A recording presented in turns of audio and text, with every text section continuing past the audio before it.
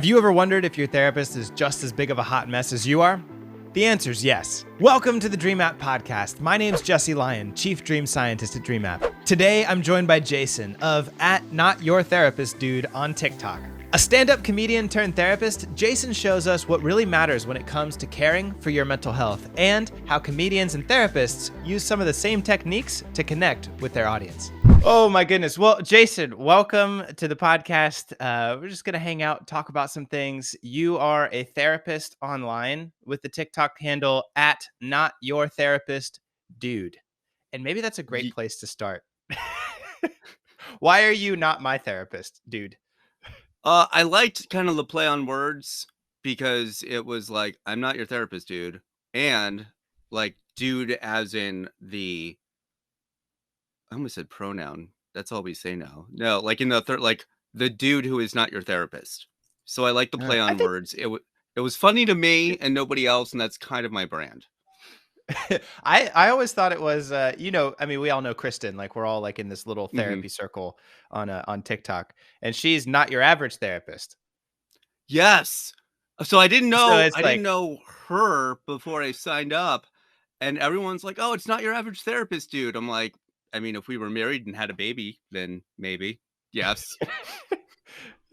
And then what would the baby's TikTok channel be? Not your baby dude. Yeah, not your average therapist baby dude. Like Kristen has standards, and she wouldn't go for that. I tried. It's okay. It's okay. Well, this is this is great. You were even before we started, you were telling me a little bit about like your background, which I didn't know has as much stand-up and comedy in it as I had thought. Can you tell us a little bit about that? You've done a bunch of things before. I don't know if this is before you became a therapist or after you became a therapist. Walk us through it. Okay, so I grew up in Columbia, Maryland, which is like halfway between DC and Baltimore. And I didn't really want to go to college. I wanted to go to New York and be on SNL because dreams of grandeur. So my parents were like, that would be amazing. Right? So my parents were like, no, you have to go to college. And I was like, well, I'm going to pick the worst and most expensive one in the city. So I did. And I was in New York for a couple years doing stand-up. It was a lot of fun, but it takes so much dedication and so much time. And I am so lazy. And yeah, it's just something I couldn't spend $40K a year of my parents' money to fail at.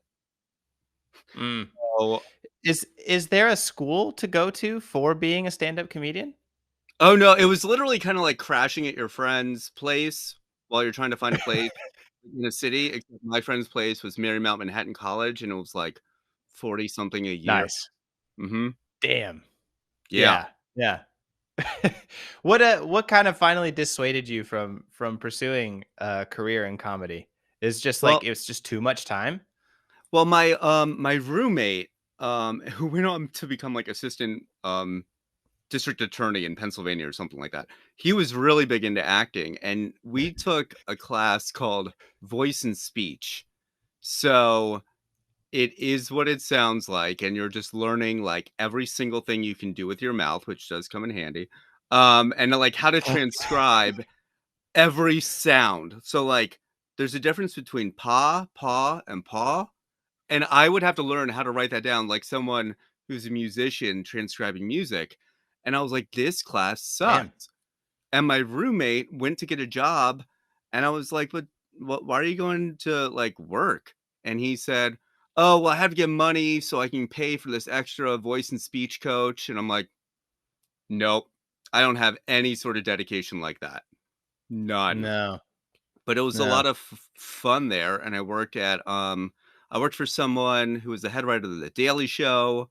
No way. I don't know. Wow, that's crazy. Yeah. I remember meeting Ed Helms and being like, I forgot your name, but you're great. And oh no. I made Jon Stewart laugh, and then worked at a comedy club before like Bill Burr was big. And he had hair. Man.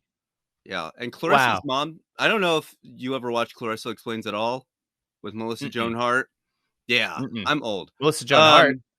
Yeah, but, like, she got her I'd say start there, but her mom was my acting teacher, and I was like, "This is the best thing ever." And there No just way. wasn't. Yeah, and I've always been that guy that, like, people come to, like, talk to about stuff, Yeah. and I was like, "Well, in order to make myself feel better about being bad at this, I'm gonna tell myself that I want people to laugh, and if you're not in a good spot, it's really hard to do so, so I'm gonna focus on that." So Ah.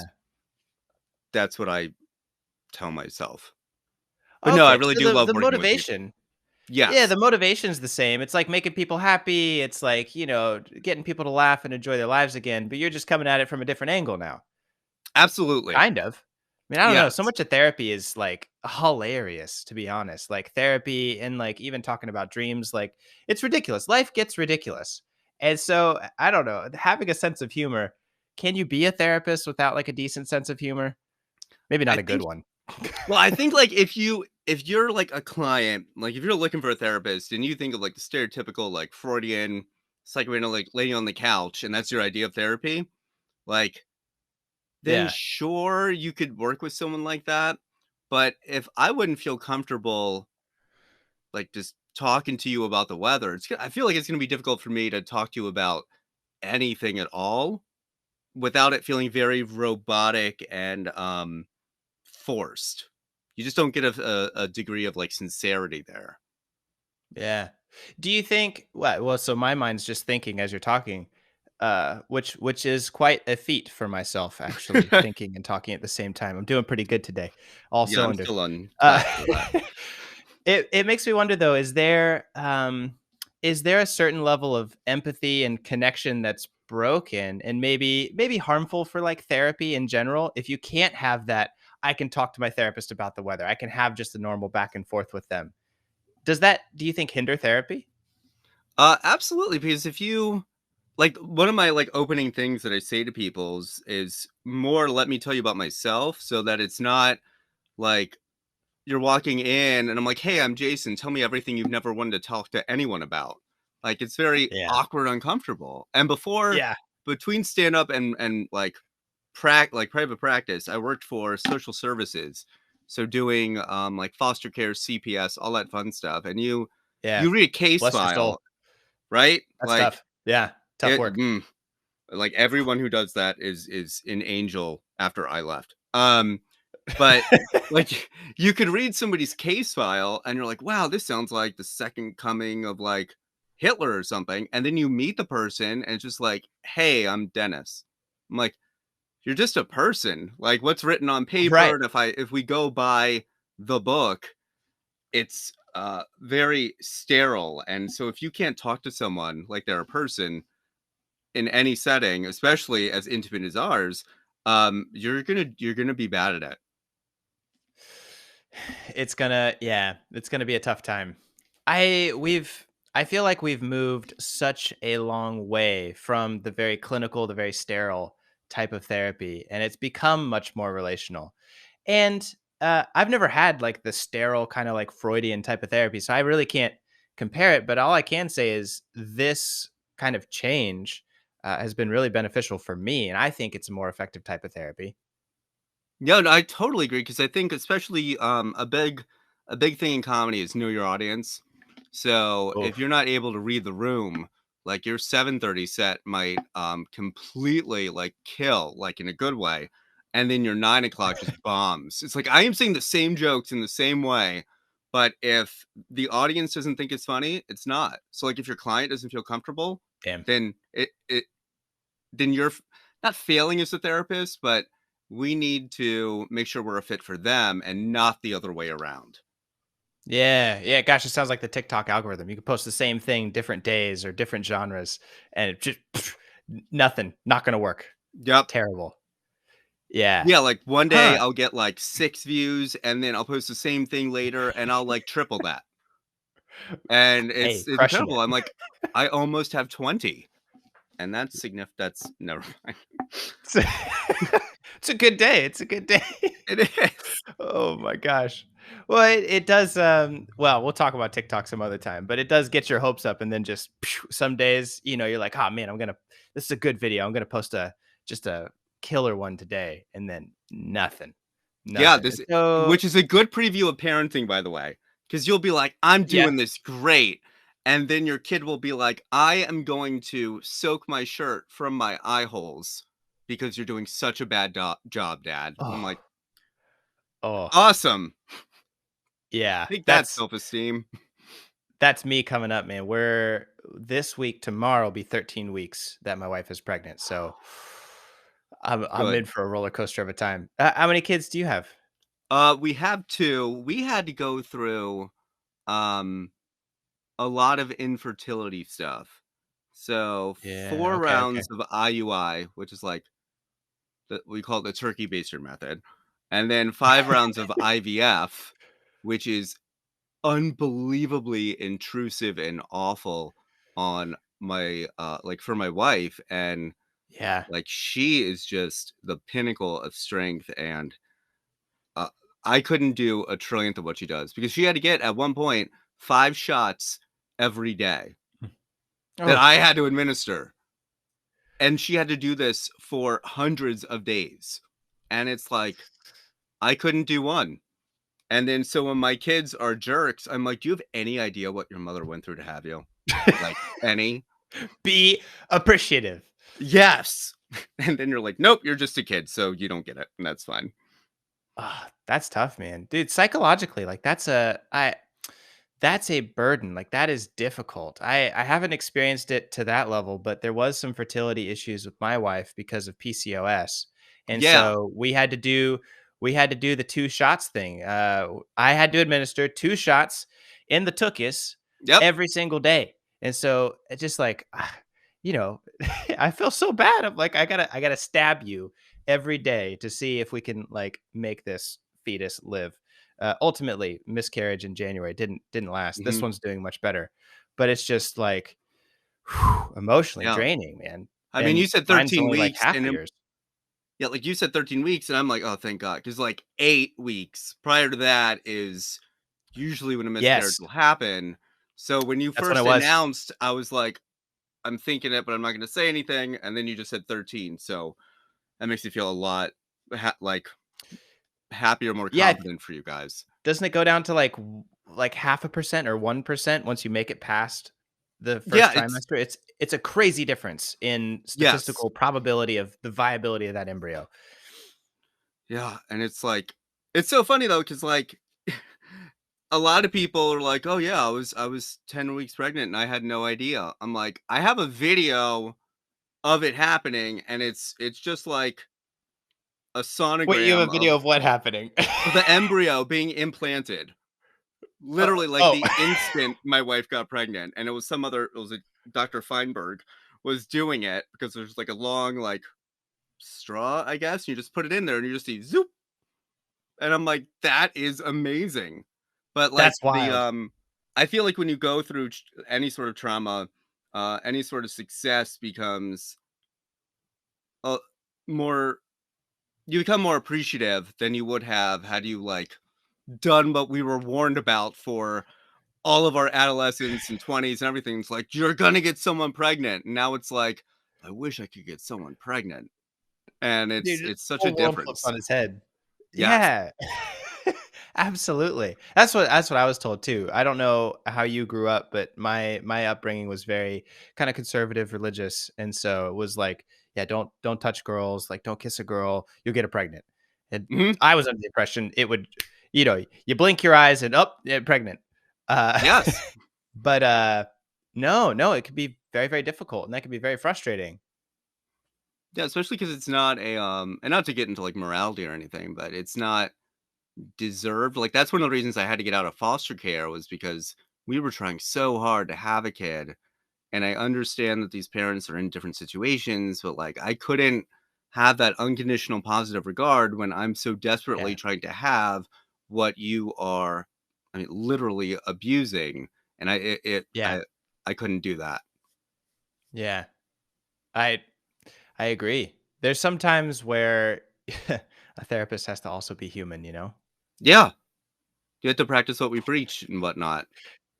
Exactly. You had this brings to my mind a great video that you had where in the video you said, no matter how much one of you think you are, you'll never be, I wrote it down, you'll never be as much of a hot mess as your therapist is. Yes, it is You stand by that statement. 100%. And that's like when you tell your clients that, they stop feeling like they're going to therapy to not be broken or to, um, be one of the normal ones who doesn't have any problems. Where it's like, no, outside of these 60 minutes, I don't even know if I paid my mortgage last month. Like, no clue. Nobody Yeah. knocked, so I'm Is assuming it's fine. so I didn't get a letter in the mail. No one knocked. No one's putting a post-it note on my door saying get out. So okay. Yes. I mean, taking the Yeah. door off really prevented all that, but it was like point stands. So that's another level of open door policy. That's Yeah, that was really good. Well that's a done. lot. That's real commitment to the cause. Yes. But yeah, like if we don't show that we're human, then how do we expect others to be human? And, you Yeah. know, a big thing of because I'm a social worker, like my program was weeding out people who were going into the field to kind of deal with their own shit by proxy. Mm, Which is like heart in the right place, but if you're dealing with your own stuff, you can't deal with other stuff. And that's why like I'm a super big proponent of like we have to be ultra aware of ourselves, or else when I'm talking to so and so who reminds me of like this friend I had, I stop talking to that person and start talking to my friend. And it's just we have to be very conscious of what we do, especially when we're not oh. doing all the things that we would want our clients to do or kids. Yeah. Okay, so I'm understanding that in a bit of a different way now that you've clarified. The goal is not to be like a perfect therapist and have no problems in your life because that's unattainable and achievable. But there is something very important about recognizing when you're kind of emotionally compromised in a situation. It's your responsibility to take care of what's going on within you. You don't have to be perfect, but you got to be aware of it. It sounds like. Yes. Yeah. Yeah, because if we're not, we can do so much damage with like the best of intentions. And so when you get through like a real program, um you pretty much know that, but I don't think on a Yeah. client side that we present to them that we have our we have our own stuff too. So it's not like Yeah. we're the pinnacle of what to be and you are a peasant. It's like we are all just trying to get through it every day. Yeah, we're all just trying to make it through. Well, Mhm. because the situations that are just not fair and kind of bullshit in life don't stop. Like I've got to live through it just like you've got to live through it. And our situations might be different, right? Mhm. I like we even talked about, like, I have clients who don't struggle with fertility issues, and in my house we do, right? So it's different life experiences. We're all going to go through stuff, but it's being aware as the therapist. That's the therapist's responsibility to understand, hey, I need to make sure that my stuff is out of the way. I can still have stuff, but Mhm. I got to make some space that's kind of special for this person. Absolutely, and to be conscious of, like, if something is like, if I'm having, like, a day, I will come into session, I will say, I was behind, like, 3 drivers from Pennsylvania, so that is why I'm late and why I'm super frustrated, but we will get through it in about 2.5 minutes." And Yeah. as opposed to not saying that, and they're like, "Did I do something wrong?" I'm like, "No," Right. Because then they 'cause it take it as ruins themselves. everything. Like, oh, Mhm. maybe he's pissed at me. No, Uh-huh. no, it's traffic on the way Mm-mm. over. Yeah, And I yeah. think, It's yeah, it's so interesting too because like the research is really supporting this. A lot of it is kind of coming out. I just went to this conference for the International Association for the Study of Dreams, and they were really looking at like if you had to interpret dreams correctly or if the therapeutic benefit was just by talking about them. And so the research really shows, just like with therapy, the process of talking about your dreams, the process of talking about your mental health in your life is what causes change, is what makes it better. You don't have to have it perfect, right? You don't want to be aggressive with your clients or get in the way. But if you're in a caring and kind situation talking about life, it helps. It heals, it restores, and that's what it's about. Yeah, and it's I feel especially growing up in such a performance-based society that we are now, because like you have a platform, I have a platform because of Yeah. social media, but like all the teenagers, especially I work with, I'm like, you're on 24/7, even for shit you did 3 years ago. Like you're still on stage for that. And so if you can't be vulnerable and really out of character, meaning like nobody's recording you and just be yourself, then Yeah. I feel like a therapist is really not doing you a lot of not giving you what you deserve. Oh, so you're saying kind of a key point of therapy is to be able to turn off the character that you have to play when you're out there. Yeah, definitely. Yeah. Because you don't even realize you're playing that character. No, no, probably not. What do you think changes when you turn that character off? That's so helpful for therapy. I feel like it a lot of times like when you do, I mean, this is not something that I do, but like that muscle relaxation and you realize Okay. that you at rest are still so incredibly tense. So you Mm. can feel like you're not on right now, like trying to be the perfect student, perfect husband, perfect friend.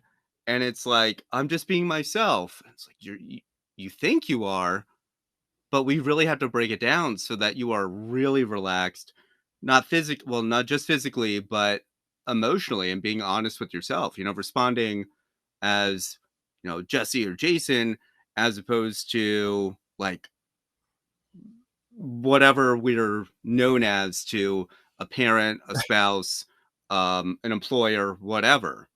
And it's really hard for people to remember that you're a person who does things. You are not those things. Right. Right. Man, and this is why I get so excited about like all this therapy stuff and like having people on the podcast because as you say that, my mind is like exploding because I'm I'm excited.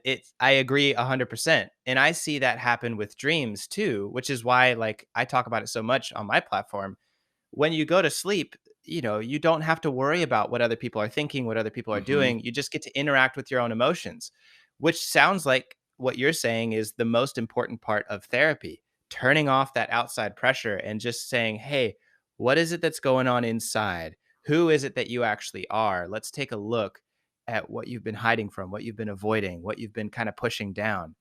And I see that same kind of process taking place in dreams, which is why I think they're so therapeutic. Am I getting it right? Oh, you're totally right, and I think like Okay.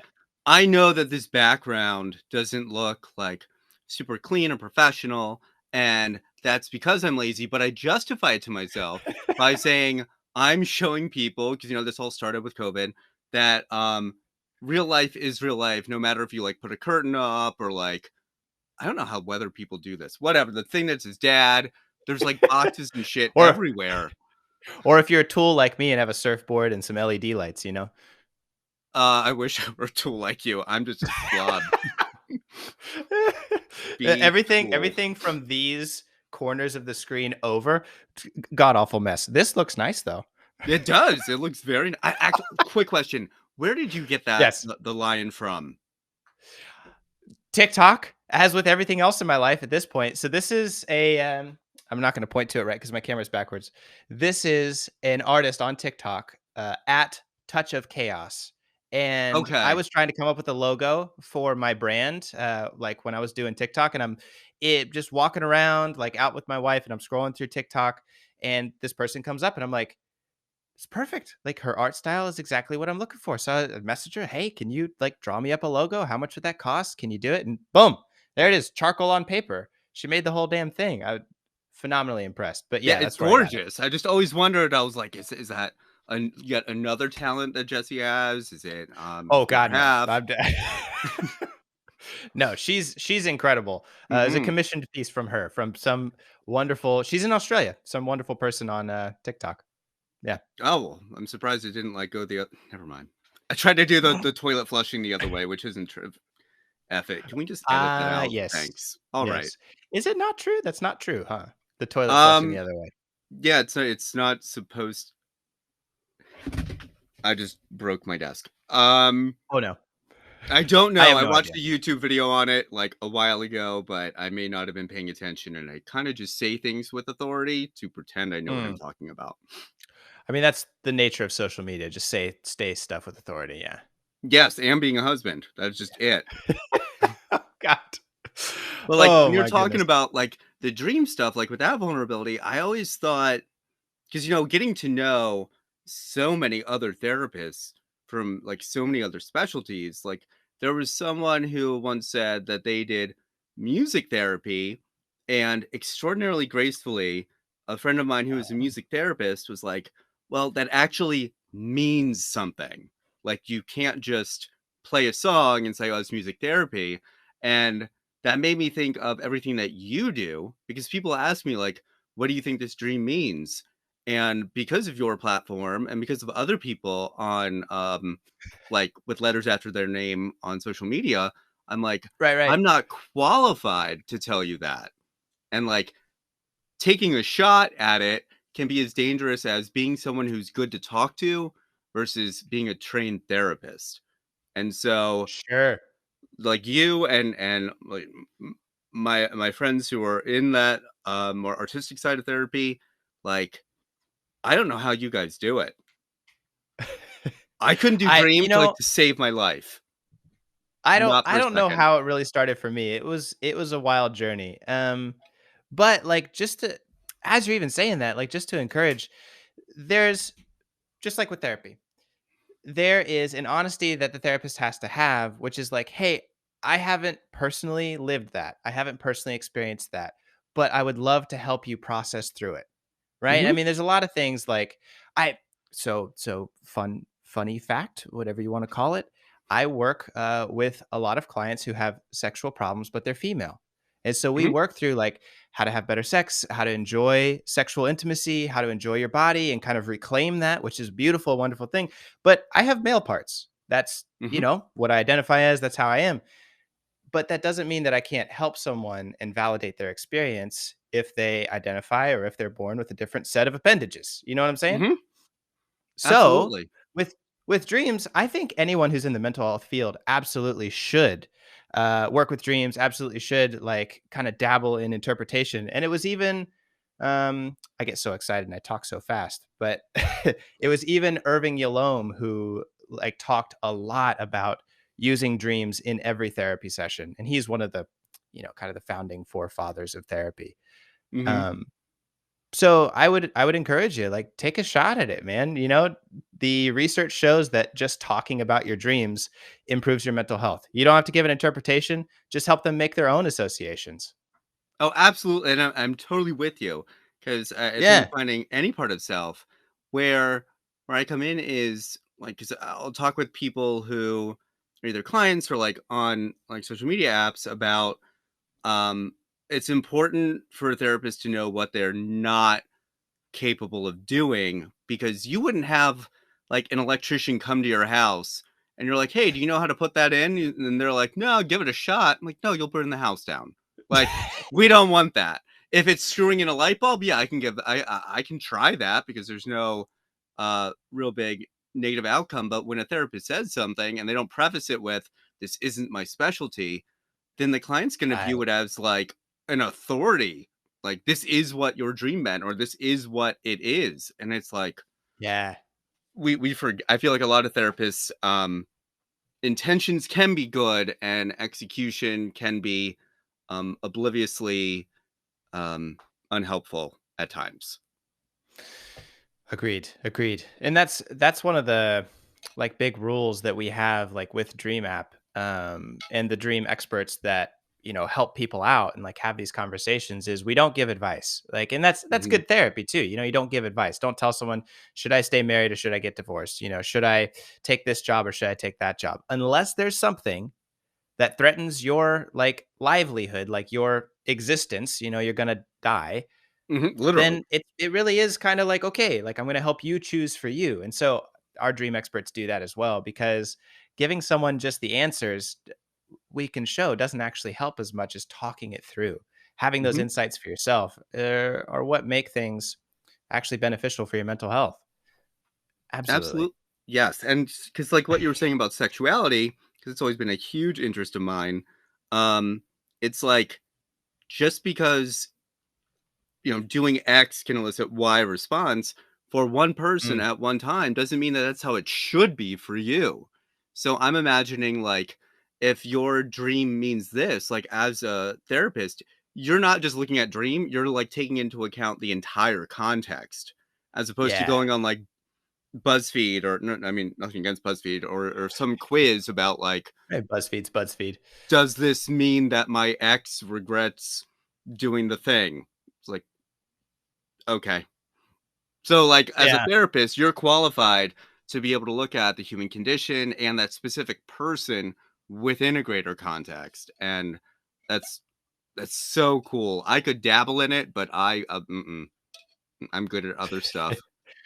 I love it. I think it's super fun. I don't know. It sets me on fire in a good way. So I was like, "All right, that get could a be fire okay. extinguisher, uh heat so burn." so yeah, that's kind of my little world, right? But from your side of things, how do you really approach someone who is struggling with their mental health? Like maybe this goes into a question of your theoretical kind of base with your therapy, maybe your particular style. Like talk to me a little bit about it, how you kind of approach things, mental health.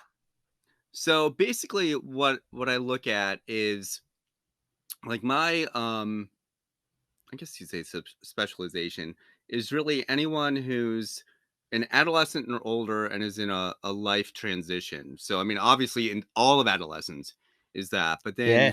if you choose to go to college, that's a big transition. Getting out of college, either way, getting your first, like, someone called it one time, like your big boy job, where it's like towards a career rather than just like gas money.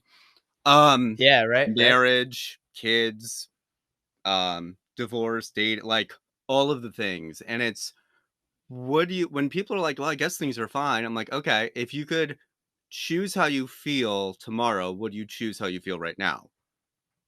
And then it's like, Ooh, what wait a would we minute, say have that be again. different? Right? Like if you could choose tomorrow how you would feel, would you choose to feel how you feel right now? And Whoa. that helps people put into perspective like what it is that they do like so we can amplify that and then what they don't like and that's what we can work on. And it's So I always simple, tell but such a good question. Wow, right I'm cuz I'm like stuck it on that. That's great. cuz it's kind of like when you like look at something like I don't know what I don't like about that. It just seems off. And it's like, okay, well what would you repeat? Because I'm a big proponent of you cannot cease a behavior, you have to start another one. Cuz like even in Oh, video games, like if you're yes. driving, the brake button and the reverse button are the always the same button. And what it is like you're going to keep going, well, and then hold the brake button, slow down, and then you can go the other way. So if you just try to stop going, you don't have another way to go. So you're just going to keep on doing it. So I tell people like do a little Exactly. like Jedi mind trick thing. I'm like, if I say don't think of the color red, you're going to think of the color red. Of course. But then if I tell you that like and as Jewish, this is probably not a good stereotype, but like the size of your nose from, top to bottom is the same as the distance between your pupils, is the same as the size Whoa, of no, your wait a minute. ear. Yeah. And then, like, if you What? smile, it's something like that. And now you're not thinking of the color red. So you I can't, don't like, even are we having a podcast right now? Because 'Cause I'm still measuring my nose and my pupils. I right? forgot But like everything. while you're doing that, we're meeting the goal of not thinking of the color red. So you have to be doing something else. So like what do you like about your life? Because while you're doing that, you're not doing things that aren't being as beneficial for yourself. And it sounds incredibly simple, but I tell people like a marathon is just left foot, right foot. Just because something's simple doesn't mean it's easy. And it doesn't mean that you shouldn't drive instead of run. Like, what are you doing? Anyway. Um It's 26.2. Like, 2022. yeah, but like people have those stickers and they're like, look how inefficient I am with transportation. Okay. Dude, Um, 26.2. Yeah, yeah. yeah, That's a long time for a short drive. exactly. But yeah, so that doing that and then also helping people look back at their past and realize Yeah. that right now they think they get it. So like right now, if you and Mm, I looked at pictures from 5 years ago, it'd be like, what are we doing?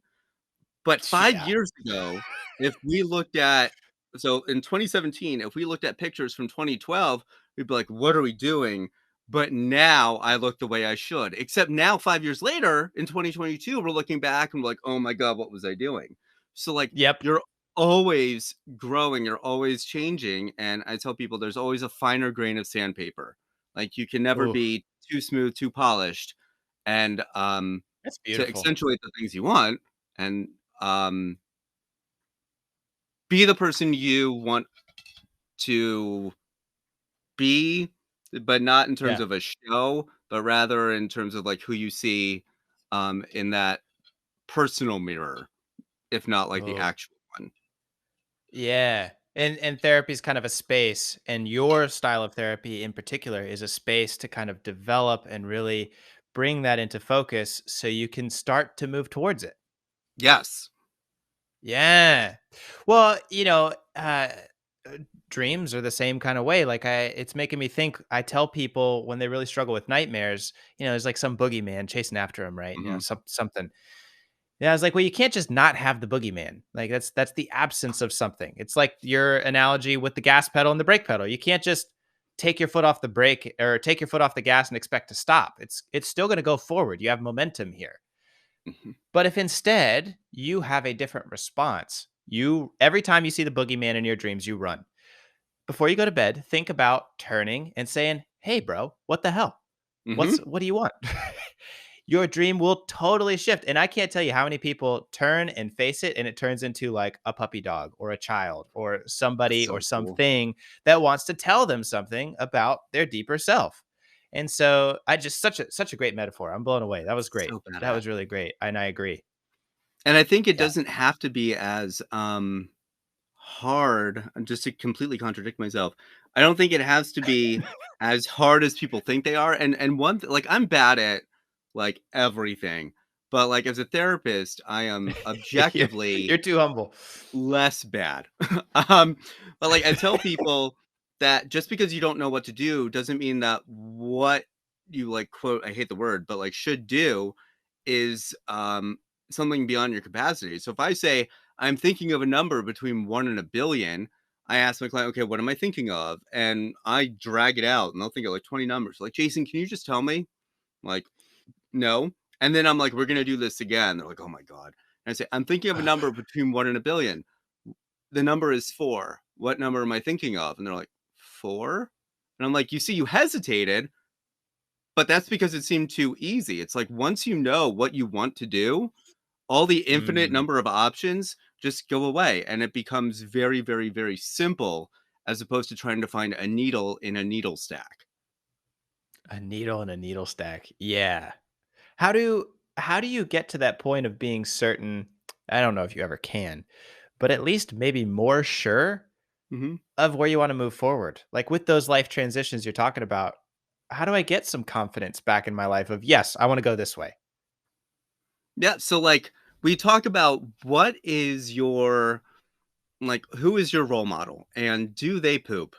Um, and the answer is they do. I think But so. like, they like, right? Like, l- surgeries aside, like you have to. So what's going to be on the outside that you're modeling your 24/7 on is not even that person's 24/7. Like when Uh, you get dressed in the morning, when you remember to shave, when you do all the I did. things, Okay. yeah, you Proud of myself. are, Proud of yeah, myself. me. The more that's covered up of this, the better. Um, but like every moment getting ready is just is like not faking it, but trying to be a better version of yourself. And we're just Mm, working towards that better version. So I tell people you're not gonna know when you're there because life is just a game of like Marco Polo. And so like to do the Marco and then Polo, you're like, I want to go in that direction in life. And yeah. then it becomes more and more specific. But then that asshole like moves around the pool and like all of a sudden you're like, I want to be a comedian. And it's like, I'm gonna end up a therapist in Delaware. All right. That's just how it works. So you're Sharp never left turn. exactly. It's like you're never failing because the finish line is moving. And the point isn't to hit the finish line. The point is to move in the direction that gets you where at that moment you feel you want to go. And that people say 2 Yeah. steps forward, 1 step back. I'm like, that's 3 steps forward because you had to do even that like back step in order to take the next one. There is no such Oh my thing gosh. as failure. Like, Man, are you putting despite what these on Twitter? I mean, you got some zingers, 2 I steps forward, use, 1 step back is actually 3 steps forward. That's beautiful, man. like, What an encouraging quote. I I I do this. I shouldn't make this public. I have an ungodly amount of fortune cookies, and all I do before therapy, like they're in the waiting room, and I'm just like, crack this open. Okay, say that one. Crack this open. Okay, say that one. And it sucks The because funny like thing is I sometimes can't it's tell if you're true or backwards. not. Yeah, like sometimes it's backwards, and they're like, so what do you think I should do? I'm like, your lucky numbers are 7, 14, 30. Shit. And it's but yeah, it just helps people stick with things. And also just being like a talent scout effectively, like being able to look Mm, at a client who's in a spot where they don't want to be, and you can see like what they're, this is going to sound arrogant, but in like my own view, my limited scope of what I can see in a person is that they're capable of more than they think. I don't know mm. really what they're going to do. I just know that they're better than they think, and I tell them my 4 favorite words are "I told you so." Because you don't think you can, I think you can, and I'm gonna use my 4 favorite words with you. And I have Oof. never gotten it wrong. Um, Yeah. What a great way to flip that on its head, because usually "I told you so" is about you fucked up, but mhm, this time "I told you so" is, "Look, I knew you had more in you than you thought." yes. I say the same Yeah. thing to my kid before bed. I'm like, "Go Oh, potty." She's like, "I beautiful. don't have to," and then they do, and I'm like, "See, there was more in you than you thought." It's a it's a multifaceted phrase. It's got a lot of Absolutely, applications, the that's all I'm saying. utility of it. It's like the Swiss Army Just knife of that. astounding, just astounding. It's so good though, and I think, the point that you're bringing up, really communicates the area that therapists can do so much damage, like you spoke about before. Like, when you tell people exactly what to do, or even with dreams, like, that's why we even kinda created the Dream app, because there were so many things of like, well, if you have this dream, it means your grandma's dying. Well, Yeah, 99% of the time it doesn't. yeah. Like, maybe that's right in one instance, but there's so much more and so much greater exploration that you can have with yourself and with your emotions than to just say, this is it. And so the way that, you talk with your clients, the way that we talk about dreams is, hey, this is a start for you to continue this exploration. And yeah, way more helpful, way more helpful. And I love the way that you're saying that it's a like a start to it because you don't claim this I mean you don't present as arrogant ever, but like sometimes people I are like try I not to. am, well you do a good job, I don't. But like you don't claim to say this is what it means because you're also aware of your lack of knowledge as to everything. Because if I say like the boogeyman, like that causes a visual for you, and that's going to be a different one for me. And my ability, if I were your client, like I'm not good at describing people. Like if I got mugged and the police were like, okay, what did the person look like? I'm like, uh, 2 legs, I think. Like Pretty sure. maybe I think they have my wallet. What color wallet?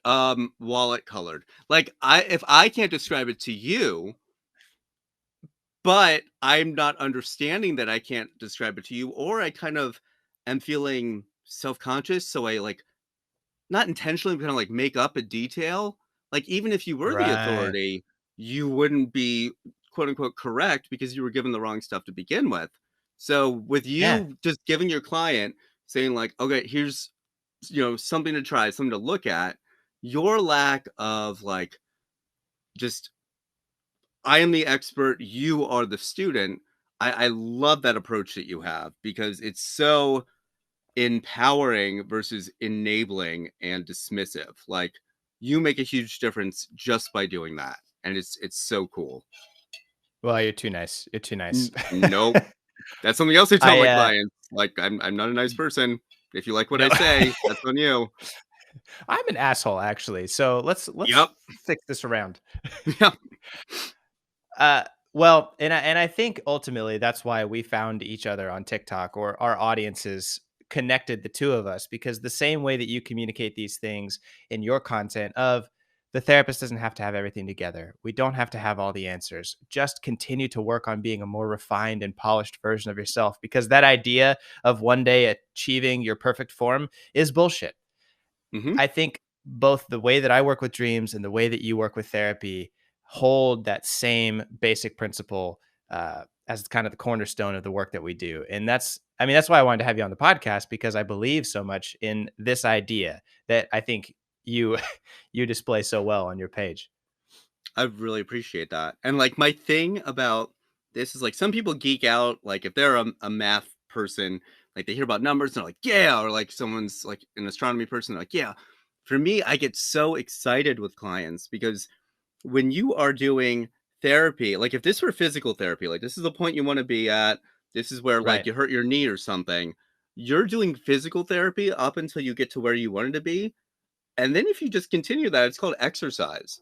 So it's literally the Great point. exact same physical motion. So anything we do in session that's to work on a thing is, with an asterisk, universally applicable. Like whether we're still working together or it's 20 years down the line, like it never stops paying off ever. It's Exactly. so cool. I get so Well, excited and for so it's bringing to my mind anybody who's gotten sick and then tried to diagnose themselves with WebMD or Google people. has had the terrible of experience of it. Just it tells you have cancer every time. Yes, I stubbed my And toe. so I have brain cancer. you're gonna die now. Yep. It's You're already dead. You pain don't in the even know it. extremities. Yep. I've been dead for a very long time, actually. So Well, you look great. thanks. It's the pale complexion of the rigor mortis. Anyway, but it's that frustration of any system that I think tries to be the perfect expert on it and tell you exactly what's going on fails every time, because it doesn't take space, or it doesn't take account of the nuances, the context, the unknowns. And so I don't want DreamApp or my dream interpretations to be the WebMD Mhm. where every time it tells you your grandma's dying. No, I want it to say, hey, look at these things in your life. Here's the basic principles. Go talk with someone. And that's why we have the experts in the app. Go talk with someone. Go work with your therapist like you to continue to refine and polish what's happening in your deeper kind of self. Because just telling you, look, well, you got cancer, that's no No. helpful for anybody. Yeah. And, like, then if you actually, it's almost like Boy Who Cried Wolf, because then if you actually did have something wrong, you're like, "It's just gonna tell me I have this thing," and, like, this is the one time it does. So And then you miss it. I love your approach of you're saying, like, my understanding is, and please correct me if I'm wrong, is you're saying I can't give you the answer, not because only because that wouldn't be beneficial for you. It's also because that answer is going to be unique to you, especially within that context. And Mm, it doesn't matter what it is if you're not the one who discovers it. Like it sounds like you're saying it's not just the dream that's telling you something, it's like aspects of the dream can be telling you different things. And like like a food isn't like a hamburger is a bunch of different ingredients put together. But if you just look at it as hamburger, true. you're not going to get everything out of it. But you seem to look at different aspects of things and be able to say, oh, maybe this is this part, or maybe this can be dissected into something else. I don't Not I for a don't know second. how it really started for me. It was a wild journey. Are we not? But like just We're to not supposed to. as you're even saying that, like just to That's what encourage, I'm doing. Okay. there's Yep. My wife's going to just be like so with happy. therapy, Mm-hmm. there is an I just honesty tell her that we the get therapist lost in the has to laundry. have, which is like, hey, I haven't personally lived that. I haven't personally experienced that, but I would love Yeah. to help you process through it. Right? I mean, Absolutely. there's a lot Totally. of things like I so funny fact, whatever you want to call it. I work with a lot of clients who have sexual problems, but they're female. Got to take that piece out. And so, well, it's the same thing with kind of dissecting dreams. There's certain things that you know absolutely, and you can say, And I want to tell the client these things with certainty because they're here for answers.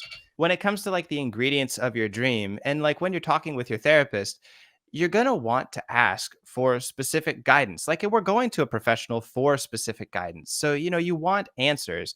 And I'm always aware of that too. Cause like I'll go and talk with my therapist and I want them to tell me what's going on. I don't want them to just Right? always reflect my feelings. Like, well, how does it make you feel that that person did that terrible thing to you? No, tell me Hmm. which knee of theirs I should break. No, I'm just kidding. Don't Yes, do that. right? The third one. It's always the third one. Always the third one. So I try and do the same thing with dreams. And I'm sure this is a question for you in a minute. But there is a specific meaning for all of the symbols. However, if I get too specific with that meaning, I have overextended myself. So one of my favorite examples is if you dream about your teeth falling out, it's an anxiety dream. Now, classically, especially in I think Hispanic culture, is what I've been told. Dreams about your teeth falling out means that a family member is going to die. Well, Hmm. a family member passing away is definitely an anxiety producing situation. So, in some instances, that could be correct. However, you can see that that super specific interpretation won't be right for everybody. If instead I take the approach of, hey, your teeth are falling out, you're feeling anxious right now, some big changes are going to happen, and you don't feel very strong enough to handle those changes, that's going to be a much more helpful interpretation for that person. And I think we all do the same thing as therapists, which is Hmm. like, I'm going to give you an answer, but I'm not going to over answer because you need to do some self exploration. And so I Yeah. guess that is kind of a question. How do you handle that in a talk therapy session where I'm trying to manage that in a dream interpretation session?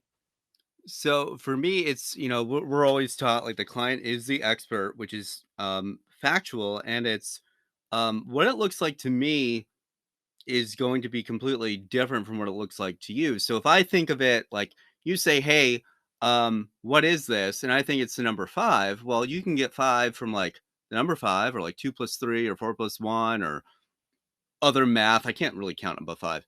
But like the individual components. I'm not going to. So when it comes to what it means to you, whether it's why am I so upset about this? What is holding me back here? It's there are so many circumstances in your life that you don't know that you know of. Like I can move my hand. I don't know how I'm doing this, but I can. Like it's like my nervous system, but even though I'm literally doing it right now, I don't know how it works. And so clients can because we all assume that what we do is normal. So they're like, "Yeah, and then my boss just keeps treating me like this." So, typical boss. I'm like, "No, that's really really really abusive." Oh, like, I won't say that, but I'm like, "So do you think that all bosses are like this?" And then we just get into it, and it's like, "Wait, no, I wouldn't take that from other people, and I'm not, like, a paycheck." But people don't like, that was all they already knew that, but they, like, didn't know that they knew that. So I feel like when you're interpreting something, it's art, and what it's gonna show to you is going to be different from what it shows to me, but, like, you, in this case, are the artist. So you're gonna be the one who has all the inspiration. I'm just looking at it and being like, "I think that guy is screaming," but it can be something and they're like, "No, it's Campbell's soup." Is the Mona Lisa smiling, right? It's like, well, Yeah. no one will know except the artist. Like, Yes. we can make our interpretations of it, we can make our guesses, and actually, those interpretations and guesses can be very helpful. But it's kind of a back and forth between the artist and the audience, just like comedy. Mhm. Yeah. And that's a yes, that's another really good point. So, like, again, like as a comedian, if I tell a joke, it's funnier to me. But if the audience doesn't think it's funny, then it's not funny. So like if a client is experiencing something and I'm like, it sounds like it could be along these lines, and then the client's like, I think it's more like this. I'm like, well then you're right. Like it doesn't matter what I think as much as how it makes you feel because your feelings can't be wrong. Your facts can be either distorted or incomplete, but the feeling that you have is always correct. To me, facts are just like universally agreed opinion because it used to be a fact that the world was flat. And like, spoiler alert, and not to, get rid of any part of your audience, but like, it's not flat. It is a sphere, and it's always been a sphere. But everyone said it's flat. I mean, I'm bad at following directions. I told you I'm bad at like everything. So when it comes to like even the factual stuff is as far as I know. And I feel like that needs to be a preface to everything we say. It's like, well, as far as I know, this is such and such. Because what I know isn't necessarily true, but how you're feeling can't ever be untrue. Or else that's like gaslighting.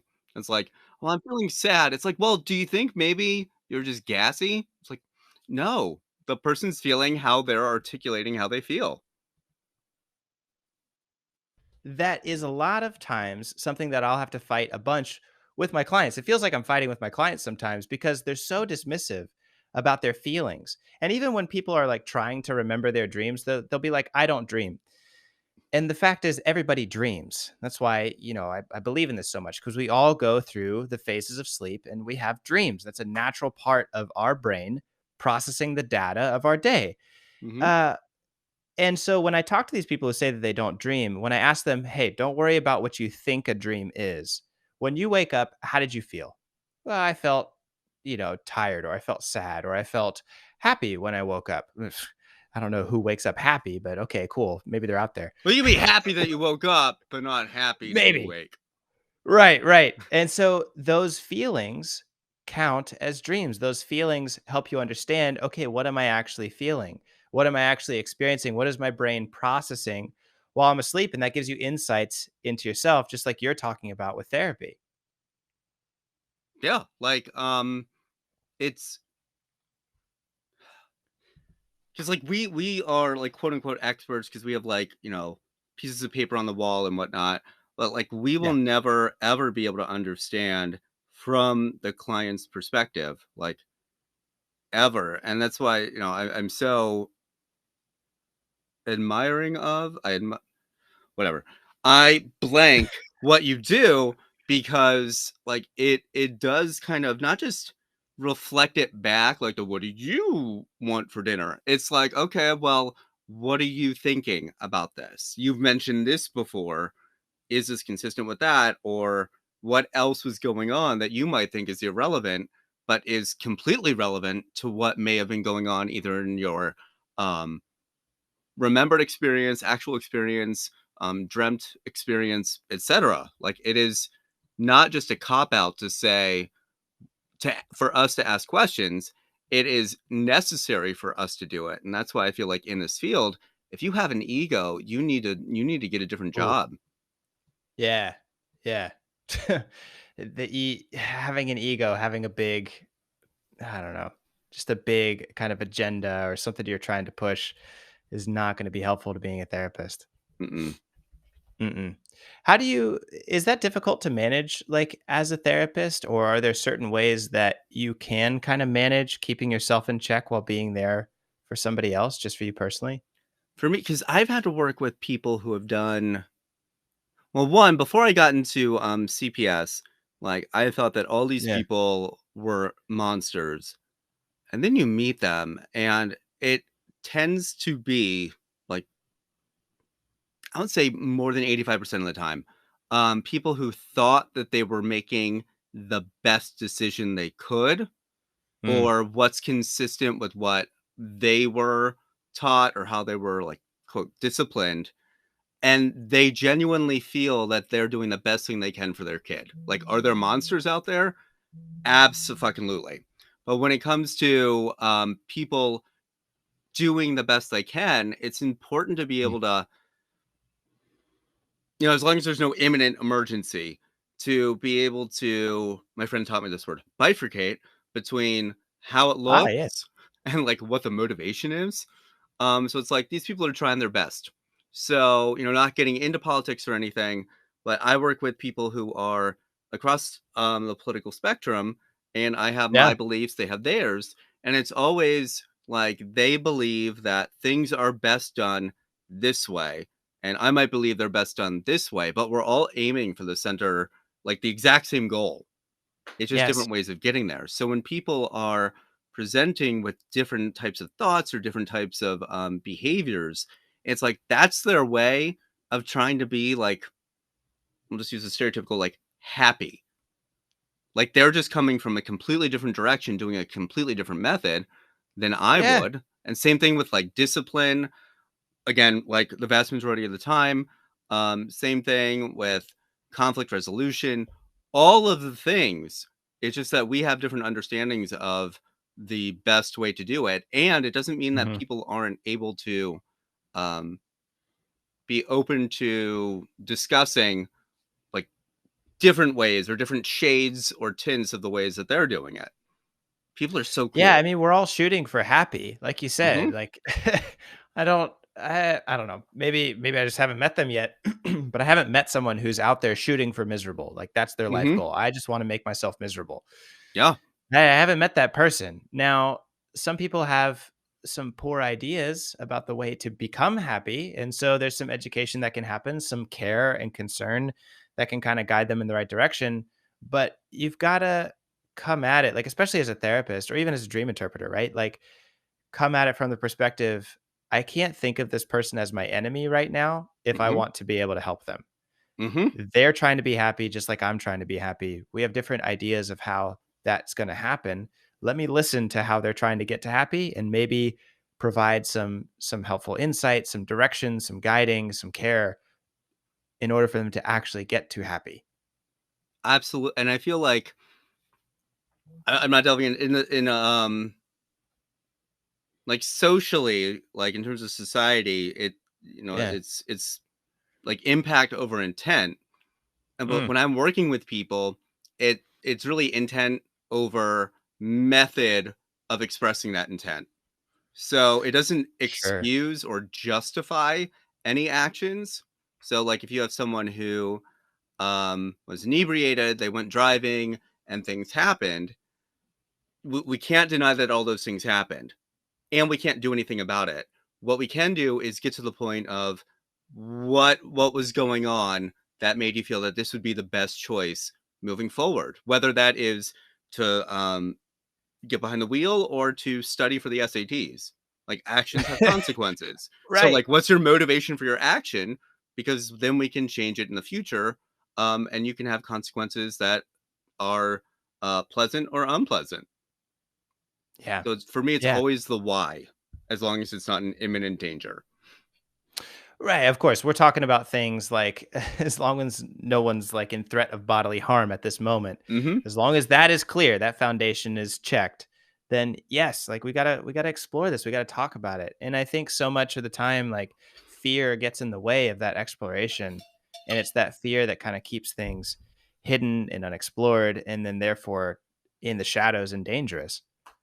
Yeah, because people will have their everyone does preconceived notions of Yeah. what does a danger or what does self harm mean. And while we never advocate for self harm, like the point where it gets reported or like there is something that needs to be done is like only if it's immediate.